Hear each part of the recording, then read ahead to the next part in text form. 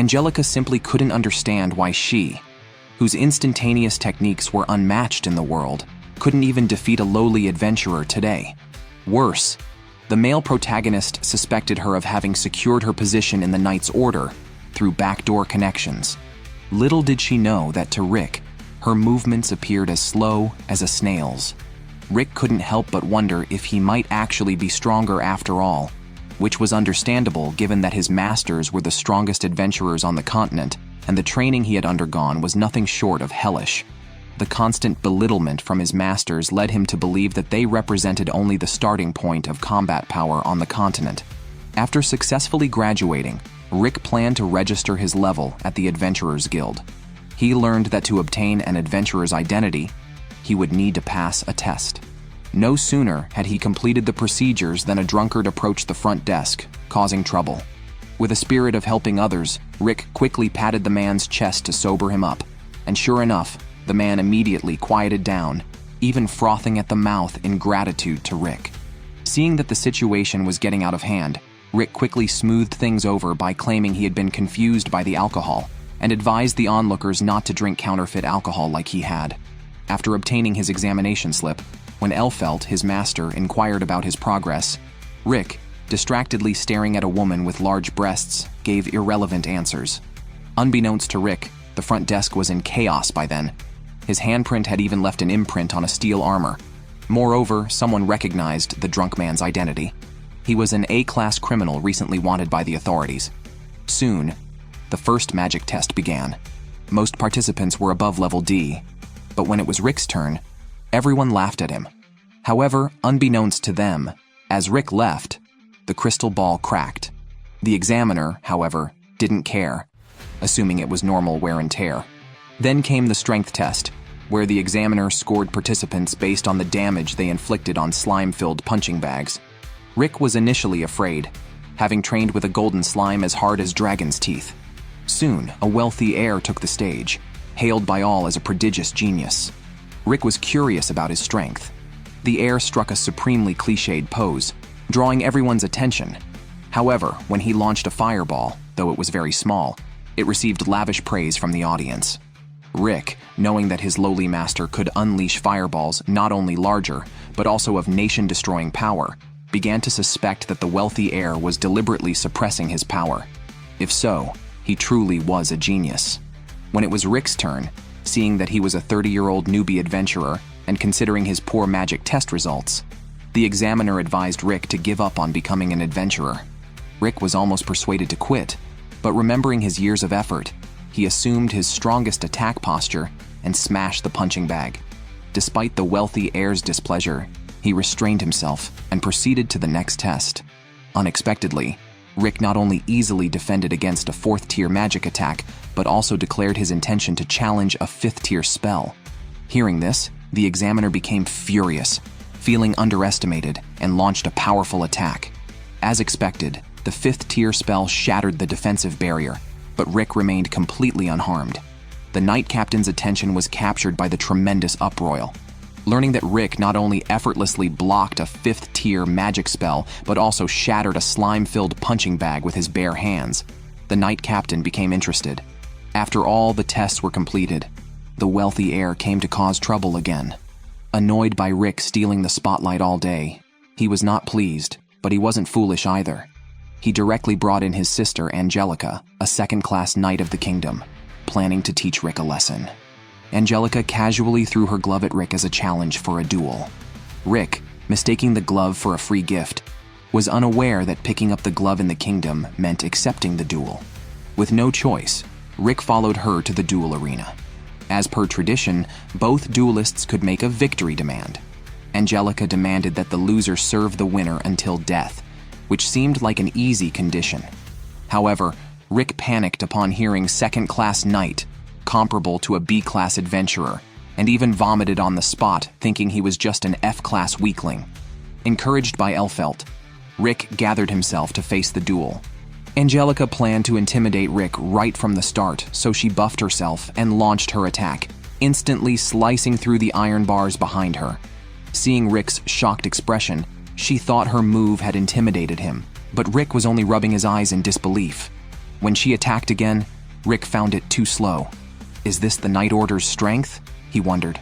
Unable to believe it, as her speed was comparable to a first-class knight, Angelica accelerated and executed her fastest sword technique. To Rick, however, it still seemed as slow as a snail. Just then, Angelica unexpectedly kicked a stone, causing her body to spin out uncontrollably like a windmill. This disorderly attack made Rick dismiss his thoughts of being strong. To ease the awkwardness, Angelica, trying to maintain composure, praised Rick for evading even such an attack and declared she would get serious now. She then used her tri-foot kill, a move she could only perform 3 times. Rick easily dodged it again. Angelica panicked. The move was too draining, but determined not to lose the duel, she used it again, only to be dodged once more. With only one chance left, she went all in. But another mishap occurred. A stone on the ground tripped her, causing her to fly low across the ground. Rick, thinking she was aiming for a crippling blow, stopped her with a punch, but accidentally used too much force, creating a huge crater.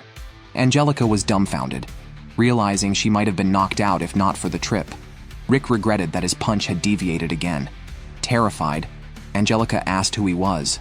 Rick replied that he was just the worst F-class adventurer, a claim she couldn't believe. With no choice but to continue the duel, Rick was ready to fight, but for her own safety, Angelica quickly surrendered. As Rick was still in shock, she turned and left swiftly. But Rick wasn't foolish. "What about the stakes we agreed on?" he reminded. Angelica, realizing her predicament, turned pale and ran off quickly. That might have been the fastest she moved today. The novice Uncle Rick never expected that he would accidentally join the legendary team of adventurers, only to live a life like hell every day. After training desperately for 2.5 years, he unknowingly became the strongest S-rank adventurer on the surface. To him, mighty dragons were like toys. However, because he had never left the mountain during his training and was often ridiculed by his masters, Rick always thought he was still weak. A simple level 1 exam made Rick extremely nervous, only because Elfelt had once said that failing the exam would mean doubling the training workload upon returning, which was no different from a death sentence. Fortunately, he successfully passed the first stage of the assessment, and his hanging heart was finally able to relax. Just as he was preparing to leave, a pungent smell suddenly filled the air. A self-proclaimed handsome man named Raster approached to flirt with Elfelt. He was the eldest son of Duke Diarmoit, and the brother of Fried and Angelica, whom Rick had encountered earlier. Rick initially thought Raster was also a candidate and tried to greet him, but was met with a look of utter disdain. Raster then took Elfelt by the hand, started spouting cheesy love lines, and even proposed to make her his second wife. At this, Elfelt's eyes instantly filled with murderous intent. Seeing trouble, Rick quickly interrupted Raster, claiming that Elfelt was his girlfriend and that he couldn't just stand by. Raster, dismissive, laughed when he saw Rick's exam certificate.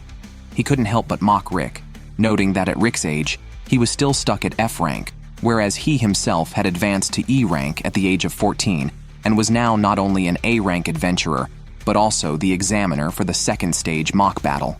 Despite this, Elfelt still rejected his invitation. Angered and embarrassed, Raster vowed that if he became Rick's examiner in the second stage, he would show Elfelt the gap in strength between them, convinced that she would surely change her mind. At this point, Rick was speechless and prayed that he wouldn't encounter Raster. Suddenly, he felt a pressure on his arm and realized that Elfelt had been holding on to him the whole time. He also apologized to Elfelt for claiming she was his girlfriend without her consent, but she seemed quite happy with it. Unbeknownst to them, once Raster returned, Fried and Angelica complained to their brother about being bullied by Rick, swearing to make Rick understand the consequences of angering the nobility. The next day, as the mock battle was about to begin, Rick was extremely anxious, worried about actually facing Raster as the examiner. Then, a middle-aged man suddenly appeared with good news.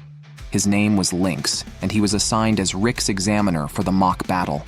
Hearing this, Rick was overjoyed. Lynx had sought out Rick after hearing about his determination, which greatly inspired him as a fellow middle-aged adventurer who had also started his career at the age of 24, harboring similar dreams. Although it took him 20 years to barely reach B rank. Even so, determined to climb to A rank to realize his dream, Rick found that Lynx, despite his age, was still fighting with a fiery passion, seeming like a friend with similar aspirations. Unbeknownst to them, their conversation was fully overheard by Raster, who was hiding nearby. When they reached the resting room, Rick thought he was lucky this time. But then, a staff member brought dire news. The originally assigned examiner, Lynx, had suddenly fallen ill, and Raster would be taking over as the examiner. This news terrified Rick so much that he choked. Other candidates also murmured complaints, because Raster, a noble from a distinguished family, had reached A rank at just 17 years old, not only hailed as a genius, but also known as the F-rank Terminator.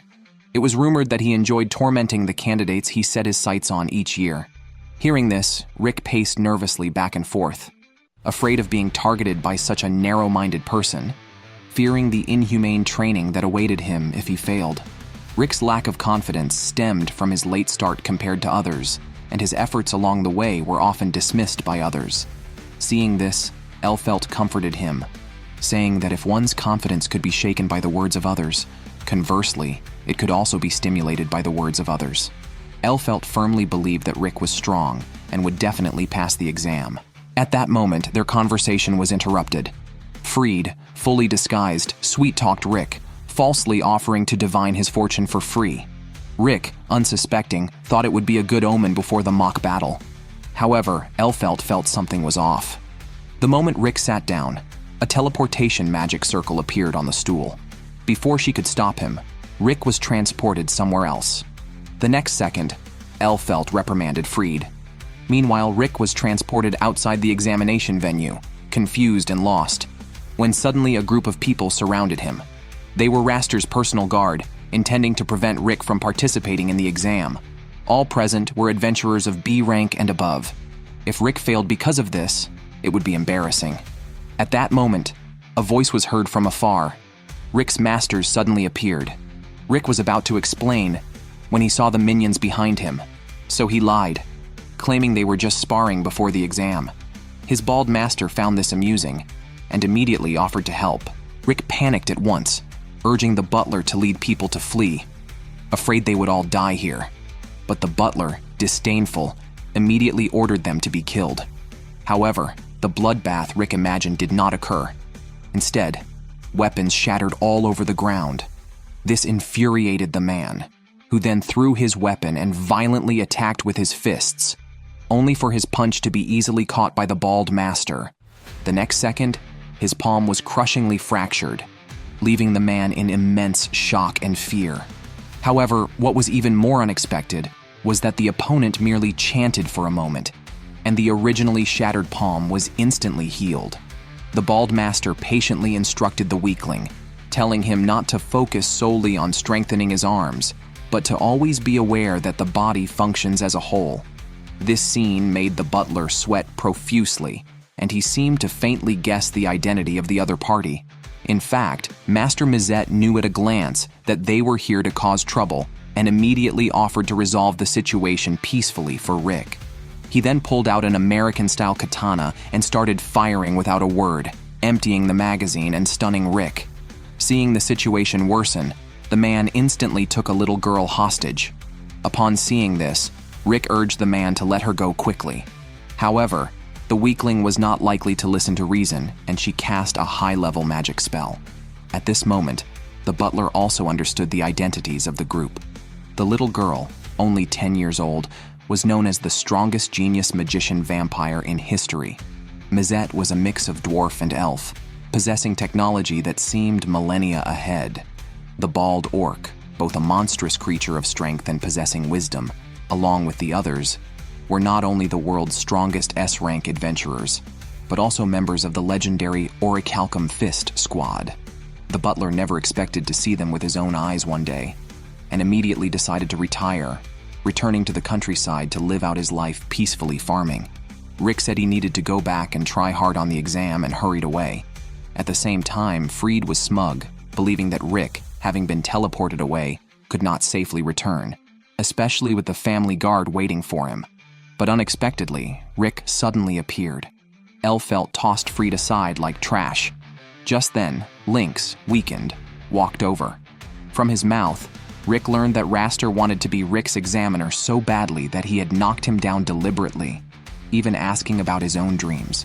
When he revealed his dream of building a school for aspiring adventurers in his remote hometown, he was brutally beaten and mocked, then locked up in a dark room. Although resentful, he could not refute Raster's words. He advised Rick to better give up on the exam, as the other party would definitely use all means to torment him. However, Rick interrupted him, insisting, "It's never too late to try new things, no matter how old one is." At that moment, Rick, extremely angered, immediately headed to the exam venue to teach Raster a lesson. Seeing his own guards shaking, Raster realized Rick had arrived. He had wanted Rick to lose his qualifications, to feel a devastating sense of powerlessness. But now that Rick had chosen to take the exam, he was ready to ruthlessly trample on his boring efforts and passion, to show him a fear that would make even hell pale in comparison. But Rick was not someone to be trifled with. Raster could never have imagined that his proudly wielded super-tier magic would be so weak in front of Rick. Rick, who was just a lowly F-rank middle-aged man, somehow managed to make Raster, an elite, flee in panic. Little did anyone know, Rick might appear as an F-rank on the surface, but under his monstrously strong master, he had trained to the death for 2.5 years, elevating his strength to that of the strongest S-rank adventurer on the surface. However, due to frequent mocking by his masters, Rick always thought he was still weak, despite being able to easily shatter a 2.5-ton boulder, a feat even an F-rank adventurer could accomplish. Undeterred, Rick decided to step into the E-rank promotion exam, determined to teach Raster a lesson for trampling on others' dreams. Alika, witnessing this, was very worried because she had heard that Raster liked to use his strength to utterly crush the examinees. However, the masters were not worried at all. Seeing Rick's arrival, Raster did not expect that his opponent could escape from his personal guard. If so, he was ready to crush Rick's boring efforts and passion. But before that, Rick curiously asked Raster why he chose to be an adventurer, only to find Raster's disdain for adventurers. Being a noble with high innate talent, Raster viewed adventuring merely as a way to increase his market value, planning to resign at any convenient reason. However, facing his own launched magic, Rick did not move, thinking he was frightened. Unknown to Raster, Rick was extremely angry after hearing his words, but remembered what Elfelt had told him before the exam, to stay absolutely calm and closely observe his opponent. Although he did not understand Elfelt's intent, he trusted her judgment. Then Raster unleashed a third-tier magic, intending to crush Rick's dreams in one blow. But what he never expected was that Rick, with just his physical body, could resist the third-tier magic unscathed, shocking Elisa. But Master told her not to worry too much. The magical power of adventurers is very special. If not strengthened before the age of 20, it cannot grow later on. Rick began adventuring at 30, making his magical power minuscule. Therefore, his bald master subjected him to inhuman physical training, each leg weighed down with 100 kilograms, desperately crossing a den filled with carnivorous, magical beasts. After 2.5 years of training, Rick had already reached the S-rank realm, although he himself did not realize it. Meanwhile, Raster never thought that the S-rank old man he never took seriously could, with just his physical strength, effortlessly block the magic he was so proud of. Thinking Rick was just a durable punching bag, he aimed to completely defeat him in his own domain. However, Rick punched him back, finally understanding the meaning behind Elfelt's words. Raster, relying on his innate talent, had never truly studied magic. Although his magical power was immense, beyond that, he was a mess. Faced with someone who only depleted his own talents, it seemed impossible to lose. Seeing Rick suddenly full of confidence, Raster was arrogantly proud, thinking Rick had just accidentally caught the timing to neutralize the attack. This time, his fully chanted magic's explosive power would surely be too much for him to handle, but Rick simply blocked it with one hand. Seeing this, Raster lunged at Rick, planning a sneak attack. Unexpectedly, Rick countered with a punch. Raster was completely taken aback. He had not anticipated that Rick was hiding his true strength, which seemed to be beyond E-rank. Meanwhile, mockingly saying that Rick was really lucky. However, Rick retorted that what he had used was not even magic, but mere physical control, yet its precision far surpassed your enhanced magic. Raster was skeptical. With Rick's meager amount of magical power and at his age, how could he possibly become so strong in just 2.5 years? Hearing this, Rick trembled slightly. His master had once left him in a dragon's nest, not allowing him to leave until he defeated the dragon, enduring bombing under 200 kilograms of weight and facing inhumane torture, repeatedly breaking and repairing, which drastically transformed Rick's body. Although Rick said this, Raster didn't believe him at all. Even if there was such harsh training, what did he rely on to keep going? Without hesitation, Rick said, to become an adventurer and defeat the world's strongest magical creature, Kaiser Yalu. This made Raster laugh out loud because, in everyone's impression, Kaiser Yalu was just a monster from storybooks. But little did they know, this ultimate magical creature really existed and was their ultimate goal. Seeing this, Raster didn't bother listening to Rick's nonsense and decided to end things with Rick for good.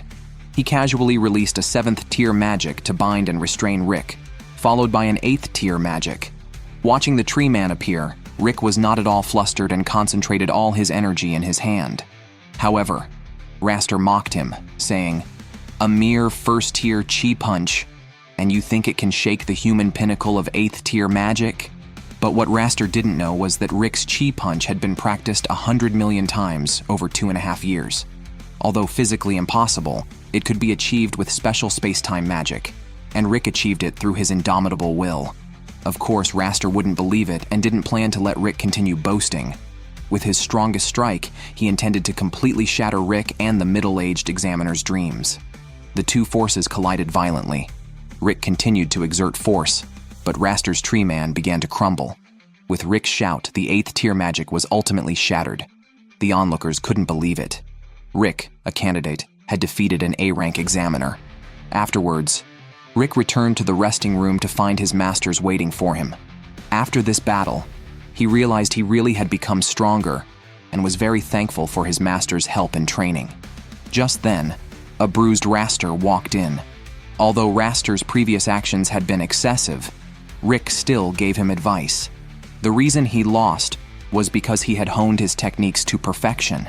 He advised Raster to seriously study a single magic. Whether Raster took the advice was unknown, but as he left, he dropped a harsh word, saying that next time when Rick took the upgrading exam and he was his examiner again, he would definitely win. As evening approached, the announcements for those who passed the E-rank exam were gradually broadcasted. But Elfelt noticed a drastic change in Rick's mindset. He seemed to have remembered a lot of things. Rick had been identified as possessing a special skill from a young age, but he had not awakened it for 30 years. He had resigned himself to never becoming an adventurer. However, when faced with a dragon, he unexpectedly awakened his special skill. With one arm, he blocked the dragon's attack and then unleashed a surprising burst of power, shocking Elfelt, who was nearby. At that moment, Rick was exhilarated and decided to use the dragon as practice. He effortlessly blocked the dragon's attacks with a barrier and then counterattacked, instantly slaying the dragon with a dazzling laser. Originally, after defeating Raster, Rick remembered being told in his early childhood that he possessed a special skill, which excited him immensely. He had looked forward to awakening this special skill every day, but decades passed.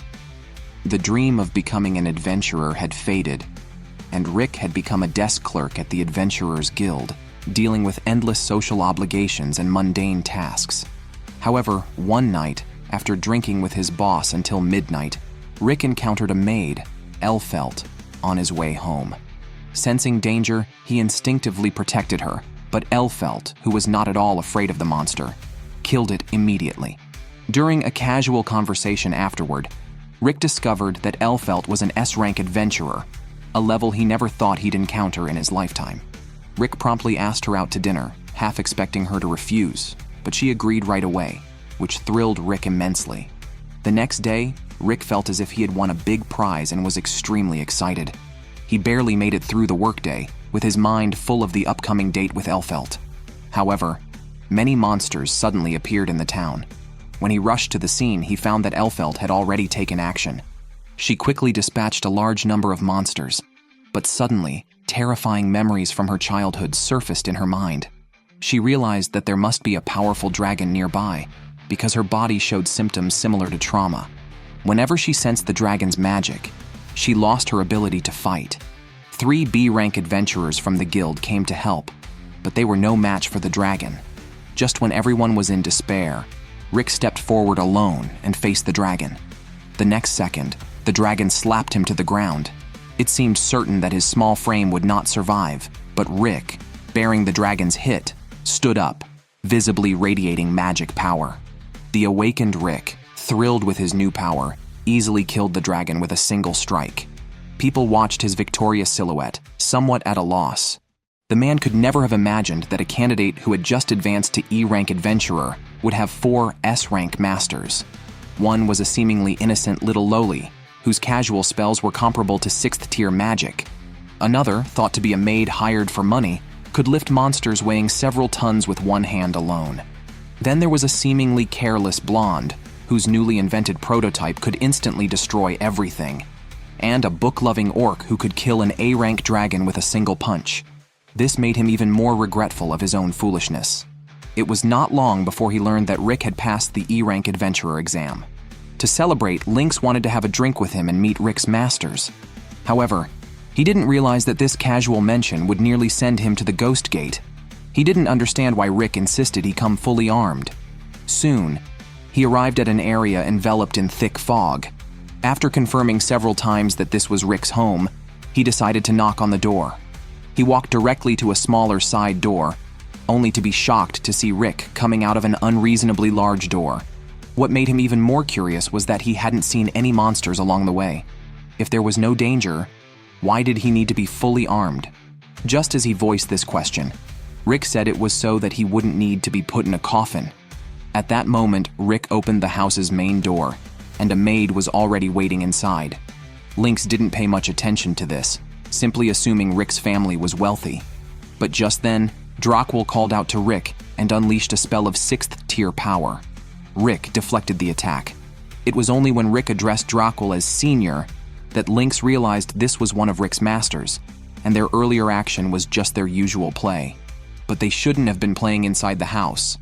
Upon hearing Elfelt mention that the repair costs would be deducted from Drockwell's meal expenses, Drockwell collapsed in dismay. Later, to avoid further trouble from Drockwell, Rick decided to accompany her for a while and let Lynx explore on his own, because Elfelt merely let him roam freely and walked away, but such a large place required a guide. Just as he was about to wait for Rick to return, he suddenly saw a blonde outside assembling a strange weapon. Curiosity got the better of him, and he started inquiring.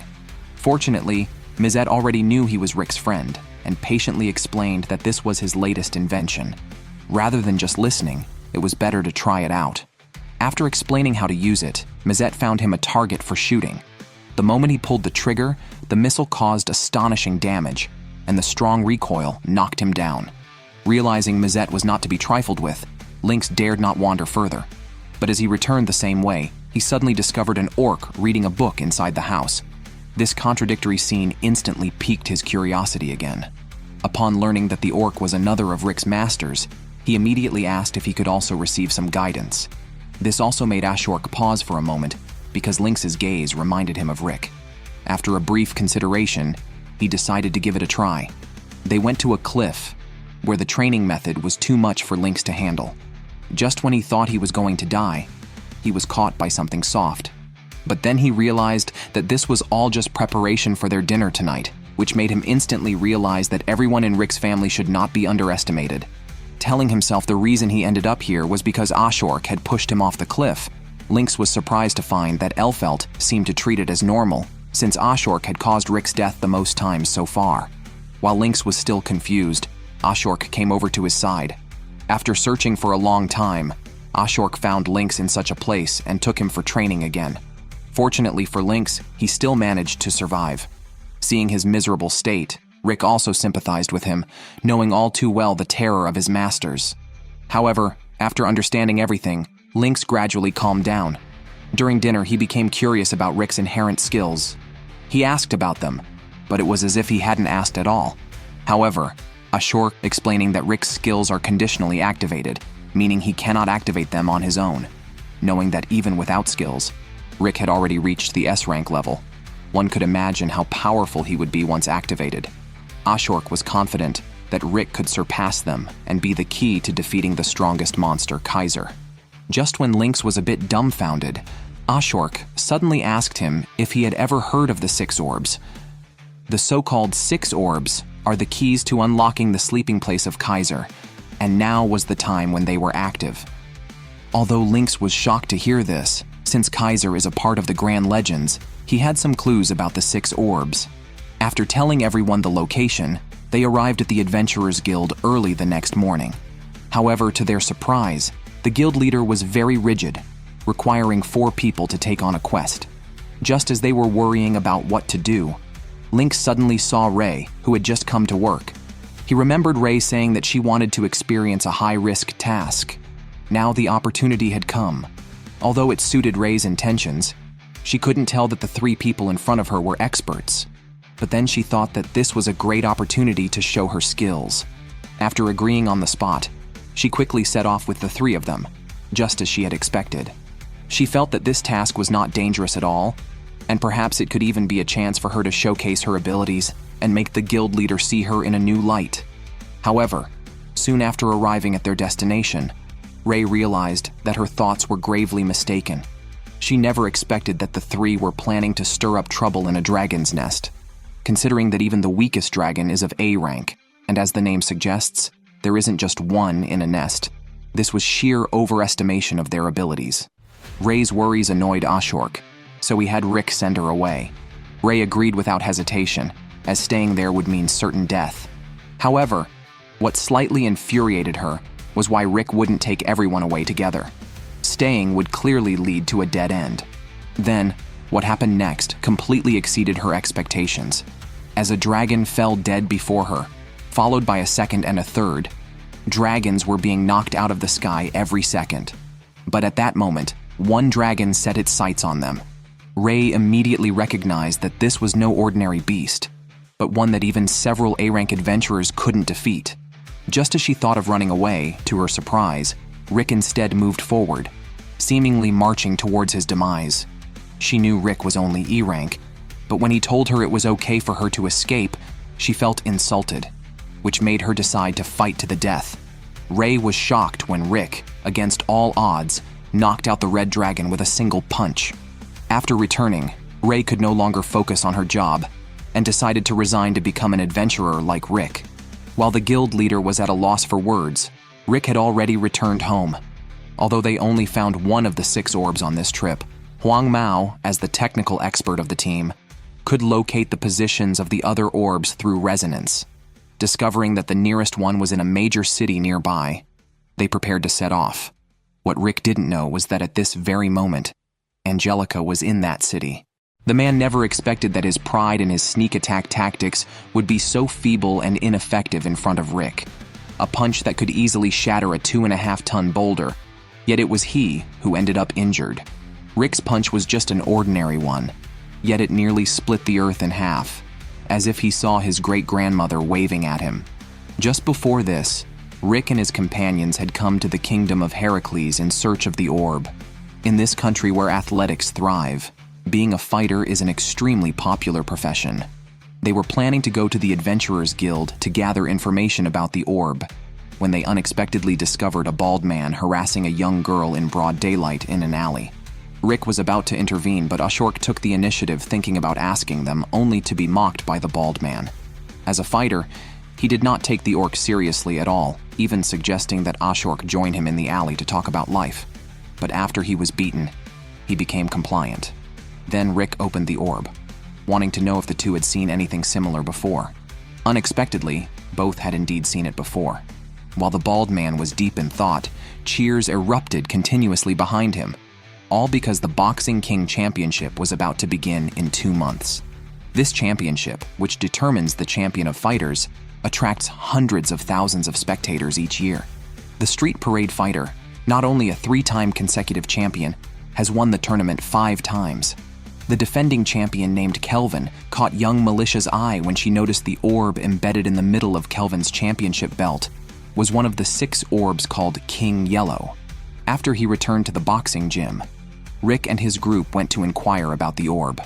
However, Ashok thought it was a waste of time and got straight to the point, hoping to have the gem on the championship belt handed over to him, as it was previously owned by a member of their team.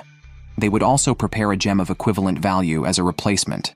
Hearing this, the gym owner thought they were picking a fight and was about to have Rick and his group thrown out, but Kelvin stopped him. He believed what Ashok said because his nose was a bit special and could tell if someone was lying. Even so, he wouldn't easily hand over the belt. The championship belt is a source of pride for the citizens of this country. To obtain this belt, one must reach the pinnacle of the Boxing King Championship. Hearing this, Ashok did not persist further and took Rick to participate in the championship. The championship was divided into East and West conferences, with each person participating in different regions. However, the primary task was to take the test to qualify as a fighter eligible to participate in the conference. Simulation battles would randomly select among the rookie fighters. Although Rick's current opponent in the preliminaries had a perfect record, showing strength above the standard would also be considered adequate. As soon as the voice dropped, Angelica never expected to encounter Rick here. Rick had defeated his A-grade brother, and she knew well that she couldn't match him. Thinking to go all out right from the start, she suddenly fell the next second. She thought it was just nerves, but then she fell again. Little did she know, this was Rick's newly mastered technique, continuously sweeping the legs of his opponents trying to stand up, thereby crushing their will to fight. Although it wouldn't cause much damage, it involved rapidly sweeping her legs with astonishing speed. Planning to create distance and then attack, she barely teleported 2.5 centimeters before Rick swept her to the ground again. Despite Angelica's reluctance to admit it, she understood she could not defeat Rick. As she was repeatedly swept to the ground, a complex emotion welled up in her. Seeing Angelica, who even in defeat refused to give up, Rick acknowledged her bravery. Just when he thought to show his real skills, Angelica immediately surrendered. Rick easily obtained his fighter status. However, to participate in the league, he first needed to secure 40 wins during the 6-month preliminary period.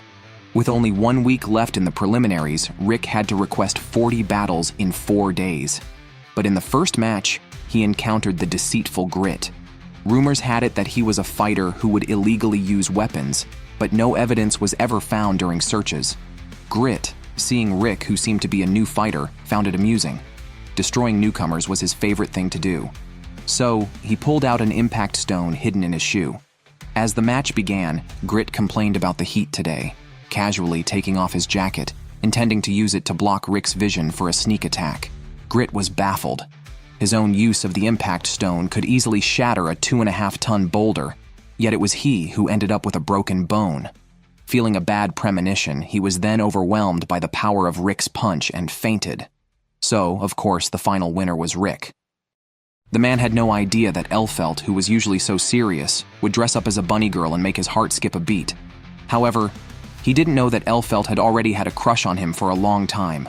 Previously, Angelica had a perfect record of 40 wins in the preliminaries and successfully obtained a ticket to the regional league. However, it was curious whether Rick really planned to complete 40 matches in 4 days, as each venue could only host 1 match per day, and there were dozens of venues nationwide, with some even over 250 kilometers away. Normally, it would be impossible to manage. No sooner had the words been spoken than Rick declared he would go to the green arena to compete. Time was of the essence, but Rick complained the carriage was too slow, so he started running. Although Angelica was quite interested in Rick's competition, she unfortunately couldn't keep up with him. However, when Elfelt offered to take her there, she suddenly had a very bad feeling. So the two began hopping across rooftops. By the time they arrived at the arena, Rick had already finished the fight, but without stopping, he rushed to the next venue. Seeing this, Angelica's uneasy feeling resurfaced. Elfelt held her and again leaped through the air, and what followed was Rick ending each match with a single move, while Elfelt kept chasing with Angelica in her arms. By the 4th day, Angelica began to doubt life itself, wondering if Rick really could finish 40 matches in 4 days. Fortunately, she was in a different region. However, learning that Rick's S-Class master had also joined the league, she felt like dying. But her participation in the competition wasn't just for victory, it was for that man. Upon hearing this, Elphelt was a bit puzzled about which man she was talking about. But Angelica changed the subject, asking Elphelt if she wasn't bothered about being misunderstood as Rick's girlfriend, since she spent so much time with him. She replied that she didn't mind, because she had a crush on Rick. Just then, a man interrupted their conversation. They thought he was coming to flirt, but it turned out he was there because the staff was short-handed and hoped they could help. By evening, after Rick had completed 600 kilometers of training back and forth, he was about to return to find Elphelt, but was stopped by someone claiming to be the chairman of the Western League Committee, Snape. Since Rick had become the fastest player to pass the Western League in history, Rick thought he had come to greet him.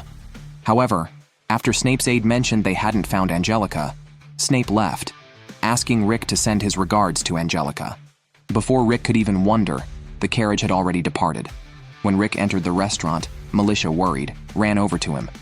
She had just seen Snape talking to Rick. Although Snape looked like a gentleman, there were constant rumors about his association with dark forces. Not only was he the main sponsor of this year's competition, but he had also sent players to participate, seemingly with some ulterior motive. At this moment, excited voices erupted behind them. This year's bunny girls were said to be of exceptionally high quality, especially the new dark elf Onisin, undoubtedly referring to Elphelt and Angelica. An employee with a bloodied face pleaded so pitifully that Angelica, soft-hearted, agreed to help. Seeing her agree, Elphelt felt embarrassed to refuse, but at that moment, a man, drunk, tried to harass Angelica and was knocked down in just 0.25 seconds. Coincidentally, Rick, who had just arrived and saw Elphelt dressed as a bunny girl, was especially thrilled. The next day arrived, and the regional league officially began. Only one person from each region could advance to the finals. Angelica was the first to go on stage and launched an attack, but her opponent caught her off guard and counterattacked fiercely. This made Rick feel that something was wrong, as Angelica's fighting style was completely unlike her usual demeanor. When it was Rick's turn, he simply knocked out his opponent with a karate chop, easily securing a victory. Although they kept winning over the next few days, Angelica seemed unusually hurried in her matches. Now, with only 4 matches left and needing to win all of them to ensure a spot in the finals, Angelica faced a tough, thick-skinned opponent. Her proud speed held no advantage against him. She thought to incorporate magic tactics into her hit-and-run strategy to trap the opponent and finish the fight with one blow. However, she hadn't anticipated that the opponent's defense was so high that it caused no damage, and Angelica, due to her continuous use of magic, didn't realize her own speed had slowed down. In a moment of distraction, she was harshly punched by the fat man and thrown against the wall. The match was decided. After her injuries were treated, Rick was somewhat puzzled. He felt that Angelica had been overly anxious in her recent matches. She knew she wasn't good against highly defensive opponents, yet she still chose an aggressive strategy that exhausted her stamina. Even when the situation was unfavorable, she could have won with her usual skills. During their conversation, Rick learned that Snape, whom they had encountered a few days earlier, was her fiancé. A year ago, her parents had died in an accident, and she and her siblings had to take over managing their family estate. Due to their lack of experience, they fell into a financial crisis, so their miserly grandfather intervened and accepted a substantial financial offer from the Snape family in exchange for Angelica's engagement. Although she had worked hard to improve their finances, she couldn't cancel the engagement in time. However, to stop the engagement, Angelica had investigated Snape and discovered he was the main sponsor of the tournament. But before she could finish, they were interrupted by a noisy altercation behind them. They turned to see a dragonkin causing trouble in the tavern. A woman had accidentally bumped into him and was harshly grabbed. A fat man, unable to stand by, tried to intervene, but the dragonkin effortlessly lifted him and slammed him to the ground, planning to continue tormenting the woman. Seeing this, Angelica demanded the dragonkin release the woman. The situation escalated, and the dragonkin threw a punch at Angelica. At the last moment, Rick caught the punch, and Snape's voice followed, telling the dragonkin, "Geese," to stop. Hearing this, Geese reluctantly ceased his actions. After negotiating compensation, Rick learned from Snape that Geese was his brother, but due to his temperament, even a fly could provoke his anger. His immense strength made him a headache to deal with. After Snape left, Angelica resumed her earlier conversation. Her engagement dowry was a significant amount, but her investigations revealed that the Dragon Commerce didn't have that much money. They likely planned to earn the funds through the tournament, meaning using sponsored players in rigged matches. That's why she had entered the competition, to beat that player first and cancel the engagement. Unfortunately, the sponsored player was Geese. Despite her reluctance to admit it, she wasn't his match. Hearing this, Rick decided to train Angelica. The man never imagined that Angelica, who was usually the epitome of grace, would undergo a drastic transformation in both body and personality after just 2.5 days of brutal, inhumane training. She exuded a wildness like that of a python. Facing a popular contestant in the standard level competition, it only took her a moment, and the opponent seemed to see his grandmother waving at him. Just 2.5 days earlier, Rick, in an effort to train Angelica, had her hands and feet forcibly fitted with 30-kilogram hammers. Before she could even react, Rick had already dragged her into a sprint, giving her a bad feeling right away. Unbeknownst to her, Rick discovered that while Angelica's acceleration was good, her movements after accelerating were unstable. So by being dragged along by someone faster, a novice could quickly get used to the high-speed running technique. Sure enough, after running for 6 hours, Angelica seemed to see her grandmother waving at her. Even her originally flawless feet were now covered in scars, which made Rick recall the time when Elfelt trained him so hard that he lost consciousness. Unexpectedly, Angelica's willpower was so strong. Thought today's intensive training would end there, but when he mentioned continuing the training after lunch, it felt like the sky was falling for her. Officially, it was a strategic retreat to maintain her mental state. However, Angelica never expected that just 15 minutes after she ran away, Rick would find her. She thought Rick would scold her, but instead, he was very understanding of her desire to escape, as he himself had escaped dozens of times during his own training, albeit at the cost of dying thousands of times. He had also thought about giving up, but Master Ashork told him to weigh the regret of giving up against the pain of the present and see which side he could better accept. After some thought, the decision was quick because pain is temporary, but missing out would be regretted for a lifetime. Hearing this, Angelica clenched her fists and made up her mind. To become the first female top-class knight in history, she would endure any amount of painful training. Thus, Rick tailored the training to suit Angelica's fighting style. Although Angelica primarily focused on swordsmanship, the fist fighter's rule required unarmed combat. Thus, the technique of turning the empty hand into a sword was perfectly suited to Angelica. He then requested Elfelt, a sword maiden, to provide special training. Quickly, 2.5 days passed, and Angelica returned to the arena where the winner would advance directly to the championship. However, everyone was shocked at the sight. The usually graceful Angelica now exuded an intimidating aura. At the start of the match, she defeated her opponent with just one move, albeit a bit too excitedly. The calmed-down Angelica felt like she had socially died as people around her seemed to look at her with strange eyes. Soon, Drakwil and Mizet, who had recently gone to another country in search of a magical orb but returned empty-handed, approached her. Then Master Ashork arrived at the tavern. After the preliminaries ended, the championship was to begin immediately. During this period, Master Ashork also learned that Rick was helping Angelica with special training and could tell she was not very confident in her own strength. Although her training time was indeed short, her efforts would not betray her. Ashork believed that Angelica could break her own fate. In the blink of an eye, the fist-fighting championship officially began. As the country's top-tier event, the venue was nearly sold out. Although the host claimed that the draw for grouping was fair and just, Angelica noticed that, according to the tournament setup, Geese from the Dragonkin Commerce Guild would not encounter any of the championship favorites. All the troublesome opponents were conveniently placed in the other bracket.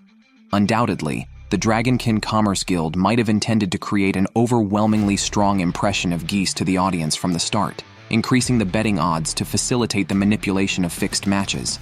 However, Angelica was set to meet Geese in the second round, where she could thwart their plans. The first round of matches officially began. The opponents could not breach the defense, but with just one punch, one contestant won his match with overwhelming force, instantly earning cheers from everyone present. The upcoming matches for Angelica and Rick were undoubtedly handled with ease. Master Ashok even punched his opponent up to the stratosphere, drawing everyone's attention. The spotlight was also on Kelvin, the three-time reigning champion, who had honed his canine tribe's unique sense of smell to perfection.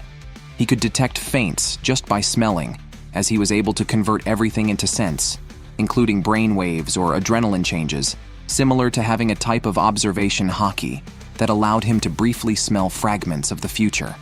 The next day finally brought Angelica's showdown with Geese. Rick was somewhat surprised that Snape from the Dragonkin Commerce Guild approached him, despite having a special VIP seat, claiming he wanted to watch his brother and fiancé's match up close. Unbeknownst to them, a confrontation had already occurred backstage.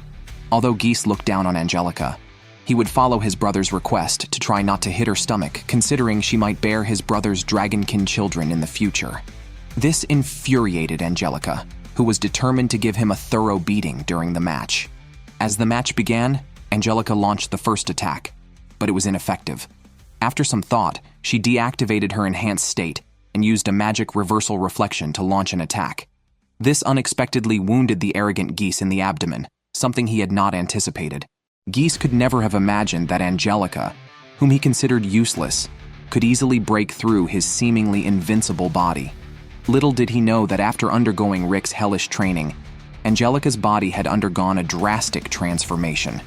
She had planned to rely on high-speed movement and line slash to defeat Geese completely, but this only enraged him further. With a sudden punch to the ground, he used the resulting smoke to appear behind Angelica. In just a moment, a powerful punch sent Angelica flying, and he mockingly taunted her unyielding demeanor.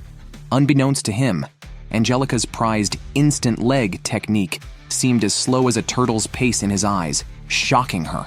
Caught off guard, she was fiercely hit again. This was all because Geese, who had been gifted with innate combat talents from a young age, had easily mastered the instant leg technique. Hands in his pockets, he seemed utterly dismissive of any opponent, and he even cruelly mocked Angelica's deceased parents, which infuriated her greatly. Meanwhile, Snape on the high platform already knew that Angelica suspected the Dragon Commerce was rigging the match, though he didn't care. To the audience, it seemed unlikely that a no-name sponsored fighter could win, so Snape had placed his bets on Geese winning when the odds were high. At this moment, Angelica was powerless to defend herself against Geese's onslaught. Seeing Angelica battered yet unwilling to give up, Geese felt an indescribable emotion surge within him, wanting to utterly destroy her to illustrate the gap between a genius and an ordinary person. However, Geese could never have predicted that Angelica would swing her feeble fists in a burst of anger, prompting him to smash her against a wall in a relentless display of power. Rick, seeing the outcome decided, shouted for Geese to stop. Yet Geese, more excited, charged at Angelica. Just in the nick of time, a shoe thrown at Geese altered the trajectory of his attack, potentially saving Angelica's life. Geese, seeing his attack thwarted, turned his furious gaze towards Rick, who stood barefoot on the platform, his eyes filled with murderous intent. In the corridor of the arena, Geese cursed Rick for daring to interfere with his fun, and he wanted to take his anger out on Rick. However, he kicked at nothing as Rick, suppressing his murderous intent, coldly stated that defeating him here meant nothing. He promised to beat him in front of an audience the next day. When it was Rick's turn to fight, he chose not to use a lenient technique, but overwhelmed his opponent with a crushing attitude. The semifinals were now set, with King Kelvin facing Master Ashok and Rick against Geese. The next day, as Rick prepared to enter the arena, he was surprised to find Angelica waiting for him. Angelica apologized to Rick, regretting that he had spent so much time training someone without talent like her. Perhaps it was fate's cruel joke, and marrying Snape might not be a bad idea. However, Rick felt he was the one who should apologize for underestimating Geese's strength. He acknowledged Angelica's hard work and training, so he wanted her to watch the upcoming fight closely. He would show her the future she could have if she continued her training. However, before the fight started, Geese couldn't resist taunting that he had held back the day before. If he had used his full strength from the start, Angelica's life wouldn't be troubled by a lack of talent. He was genuinely sorry he hadn't killed her. Hearing this, Rick was filled with rage as the match was officially announced to start. In just an instant, Rick threw a fierce punch at Geese, watching as Geese uncontrollably knelt on the ground. Rick couldn't help but mock. Even a genius falls before a mere mortal. Geese thought Rick's hit was just a fluke, but he hadn't expected that not only could Rick easily dodge his attacks, but with a mere palm strike, he made Geese spit blood uncontrollably. This scene stunned Angelica, who was marveling at Rick's incredible power when Mazette mentioned that he had barely used any strength. It was a technique of body control called tongji, which sends the force of a strike through the surface of the body directly into the interior. Thus, no matter how tough Geese's body was, it couldn't withstand the internal impact. Frustrated and humiliated by Rick's two face slaps, Geese became utterly infuriated and unleashed his race's inherent enhancement magic, combined with the instant leg technique to slam Rick against a wall. However, Rick, reacting quickly in midair, dissipated the force and, using the recoil, sprinted back to the center of the arena. Unexpectedly, Geese was even faster and intended to strike first, but ended up being thrown to the ground by Geese's sweeping leg. Faced with an enhanced Geese, Rick was surprised to find that his initial tongji could not penetrate Geese's body, and even Angelica's line slash and his own tongji had been mastered by Geese. Although Rick appeared to be in a bad state, the masters realized that Rick was not using his full strength. It seemed as if he wanted Angelica to understand herself. While it looked like Rick was merely taking a beating, Geese was already out of breath, whereas Rick was almost unharmed due to his use of a body control technique called liuji, which spreads the impact within the body. Unbeknownst to Geese, Rick was deliberately holding back, even limiting his strength to the same level as Angelica, to show her what she could achieve. Hearing this, Geese's veins bulged in rage, and he suddenly unleashed Iron Block and Steel Fist, intending to kill Rick, who had humiliated him. However, Geese hadn't considered that the intense magic consumption of his enhancement spells had drastically reduced his magic power, rendering his body unable to withstand the penetrating damage of tongji. Rick acknowledged that Geese was indeed formidable, relying on his innate abilities to become so powerful. Unfortunately, any learned techniques could not maintain precision. From a genius's perspective, Geese was still at level 1, while a true genius continuously refines their natural physique or talents, pushing beyond limits. Rick called him a frog in a well. Enraged by these words, Geese momentarily tapped into the ancient dragon lineage within him, emitting an intimidating aura. In just an instant, with the speed of lightning, he sent Rick flying, his body becoming as hard as metal. His fists felt like mere tickles on Geese's body, and even his attack speed became incredibly fast. This made Rick realize that Angelica, at her current level, couldn't win against Geese. Thinking Rick was about to give up, Geese didn't realize that Rick was actually planning to unleash his full power to show Angelica the potential of her future strength if she continued training. Rick attacked Geese with the abilities he had honed over 6 months, 9 months, and 12 months, helping Angelica on the spectator stands to fully understand her potential. Ordinary efforts could not surpass the natural physical differences. It required persistent, extraordinary effort to eventually triumph. Subsequently, Rick knocked Geese down with a punch. Frustrated by Rick's words, Geese's fists kept swinging at Rick, but ultimately, he was defeated by Rick mimicking Angelica's attacks. He believed that Angelica could definitely defeat Geese as well. The man never expected that his unique, proudly mastered skill would be so feeble and ineffective in front of his opponent. Just an ordinary punch almost parted the earth down the middle, and that's when he realized the beast man before him was actually the strongest S-class adventurer on the continent. Merely standing there, he emitted an aura so daunting it could frighten anyone at mere glance. However, just 2.5 minutes earlier, after Rick had thoroughly defeated the draconic Geese, Angelica's engagement was finally called off. With the arrival of the Master Ashork and the Boxing King Kelvin, the audience erupted into enthusiastic cheers. Yet Kelvin's brow was furrowed, with sweat drenching his back. As the match began, Kelvin initiated the attack. As expected, all his hits were easily blocked by Ashork, who, with a casual swing of his fist, whipped up a cloud of dust with the wind. He had expected a thrilling fight, but the arena underwent an unexpected change. Geese, who should have been severely injured, suddenly burst into the arena, triggered by the side effects of his ancient draconic bloodline. attacking Kelvin irrationally. Unexpectedly, Kelvin knocked the fully transformed Geese away with just one punch, surprising Rick a bit.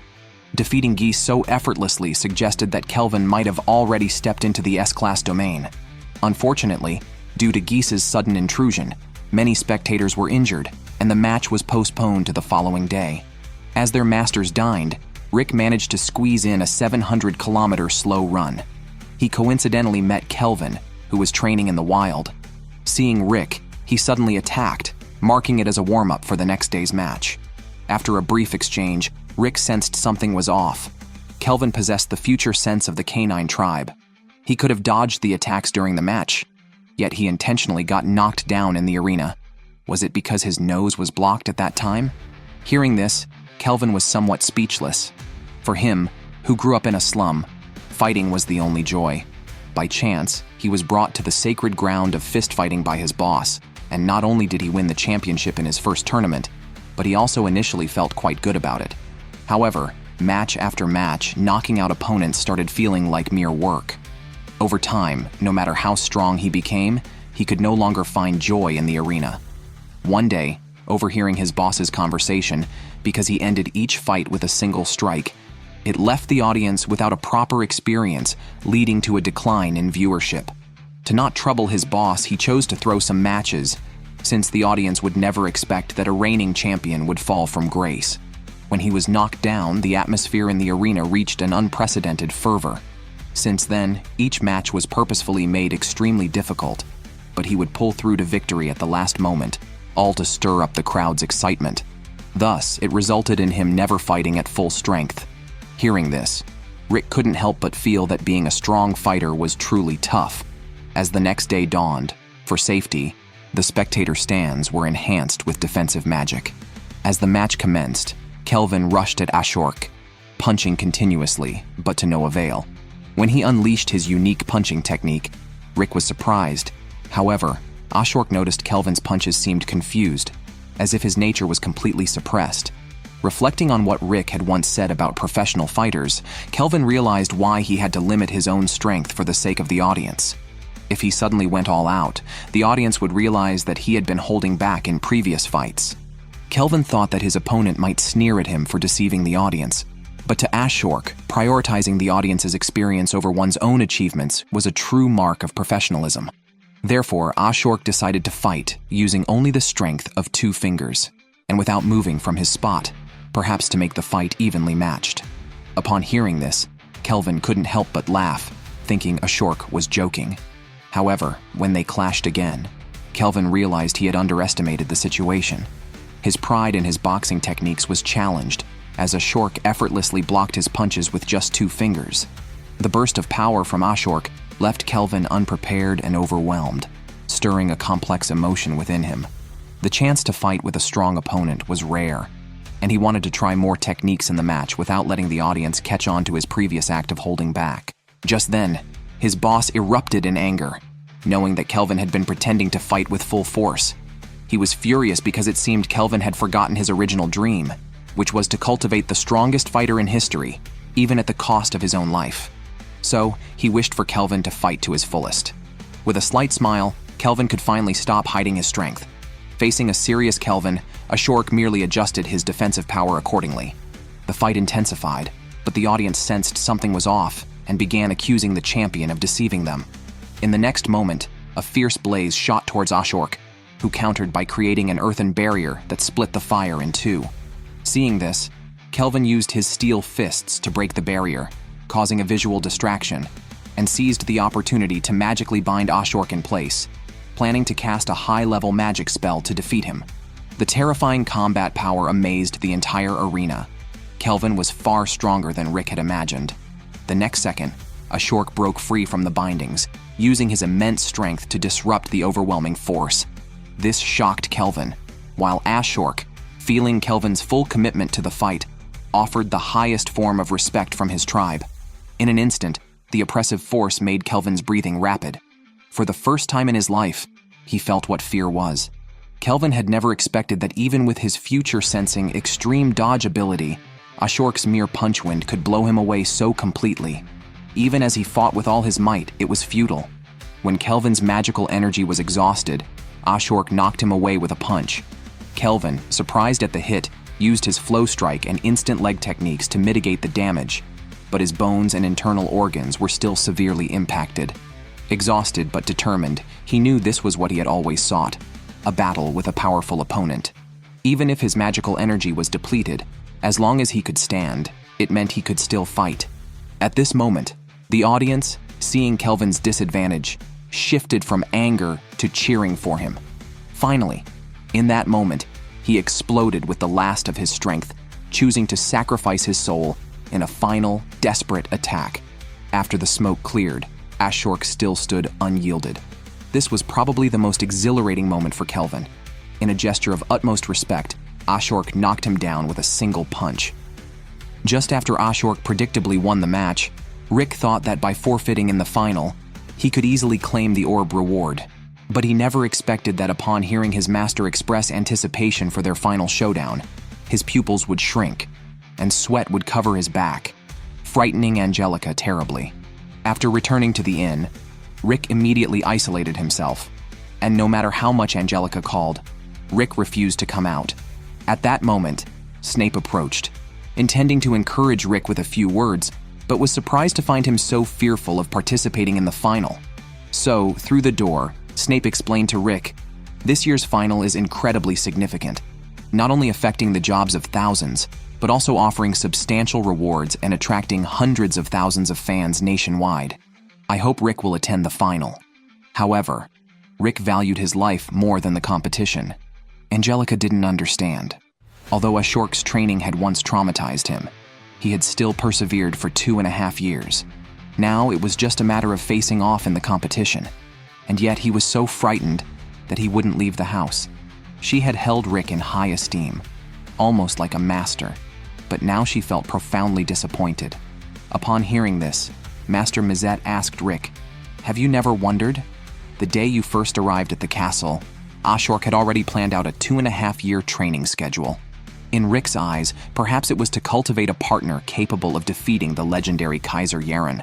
But Ashok actually hoped to nurture an opponent with whom he could fight heartily, since orcs have a habit of fighting others to understand them. Unfortunately, Ashok was far too strong, never having an equal fight since his childhood, and had always been quite lonely. His dream was to have a hearty fight with someone, and this dream might come true tomorrow. Thus, he looked forward to the final with Rick. Hearing this, Rick fell into deep thought. On the day of the final, the audience was extremely excited, because today's winner would not only take home a grand prize of 300 million, but also additional prizes. 100 kilograms of magical stones, a year's supply of golden slime sandbags, and a luxury hot spring trip voucher for 2. As Rick was nervously preparing to enter the stage, Elphelt playfully told him, if Rick wins the championship, she would wear a swimsuit and join him in the hot springs. Rick's eyes sparkled, and he resolutely stepped into the arena, as if declaring his determination never to concede. As the host announced the start of the match, Rick took the initiative. This scene stunned Angelica, because Rick's speed created ripples around him, and his fierce offensive soon injured Ashok's arm. Snape thought Rick had used some magic, but in reality, the two were simply engaging in a physical enhancement brawl, exchanging dozens of blows in a second. Finally, Rick seized the opportunity to cut through that indestructible body. However, Angelica was a bit curious as to why Rick's aura had become so fierce and astonishing. Had Elphelt taught Rick any secret techniques before the match? Elphelt directly told her about the agreement she and Rick had made. If he won, they would go to the hot springs together. The thought of staying overnight on the hot spring trip made Angelica blush. Meanwhile, Ashok also felt Rick's determination. He was about to take the initiative in the attack. Just the shockwaves from his punches caused violent vibrations around the arena. At this moment, Rick realized that facing his master Ashok, relying solely on brute force, would lead to a dead end. Just as he finished speaking, Ashok raised his fist and instantly unleashed a series of punch attacks. Rick kept dodging, but what he didn't expect was that the punches were a trap. Using the smoke blasted toward the ground, Ashok suddenly appeared next to Rick and delivered a heavy punch aimed directly at his face. At the critical moment, Rick instantly cast a first-level spell, Air Cushion, barely avoiding Ashok's attack. Ashok couldn't help but praise him, as casting a spell instantly without any incantation was something not even he could achieve. Seeing Rick launch another attack, Ashok exploded with energy and used stones to block Rick's path. Rick was swept away by a massive force, but he managed to teleport in midair, avoiding Ashok's attack, and successfully counterattacked. Angelica was completely astonished. Was this what a battle in the S-tier realm looked like? Both sides continuously executed exquisitely precise attacks and tactics. Ashok felt very gratified about Rick's current strength. Although he considered his training plan for Rick to be perfect, it was also thanks to Rick's relentless willpower. Hearing this, Rick was very happy. He knew well that his master would not just make polite remarks. Continuing like this would not do. It was just his master's affirmation of his disciple. Recalling what Master Mizet had said, Ashok's dream was to have an equal fight with someone. Thus, he wanted to fulfill his master's dream by engaging in a vigorous and equal brawl. With respect, he would offer his master the most sincere fight. Moved by these words, Ashok realized that Rick had indeed become an outstanding member of the team. He decided to tell Rick about the creation of the Olihakan Fist,